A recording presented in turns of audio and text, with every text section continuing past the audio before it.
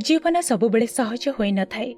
जेते बड़ आपणक संघर्ष सेते बड़ सफलता। एमिति किछि मो सहित घटिछि। दिने मोर शरीर हठात पारालाइज होईगला। मो पई खाइबा पीबा उठिबा बसिबा मध्ये कष्टकर होई जाइतिला। सेही समय मु मोर आपण लोकंकु भी बदली जिबार देखिली। सेही समय मु निजे मो जीवन रे दायित्व नेबा पई निष्पत्ति नेली। मु हार मानि पार नथिला और मते मोर स्वप्न को भी पूरा करिबार थिला एवं परवर्ती समय रे मु रिकवर करि गली और मु मिस फिटनेस इंडिया रो उपाधि भी जीतिली।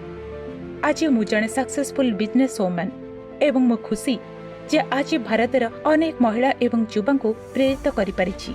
मु एब्रस को धन्यवाद देबी मोर ए कहानी को शेयर करिबा पे मते सुजोग देथिबारु। जेमिति कि स्टोरी रे आपण माने देखिले जे मनीषा मैडम केते परिश्रम करथिले एवं न हारिबार जिद तांकर थिला। Never surrender. हमको ए सब जिनिस हम जीवन रे आनिबा उचित। आउ आपण जे माने ए सब देखुचंती सेमानंकु मोर अनुरोध जे आपणकर निजर जदि कोनोसी परि प्रेरणादायक स्टोरी थिबो जहा काहर जीवन रे परिवर्तन आनी परिबो तेबे प्लीज जहा आपण ताको एब्रोस रो पेज रे मेसेज करि दियंतु, कमेंट करि दियंतु किंबा तळे दे जाइतिबा नंबर रे जोगाजोग करंतु। आमे पूरा चेष्टा करिवु जे आपणक स्टोरी देखैबा पई।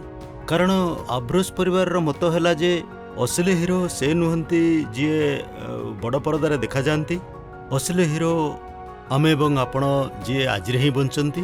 जड़े साधारण मनीष प्रत्येक मनीष भितर कहीं ना कहीं हीरो थांती।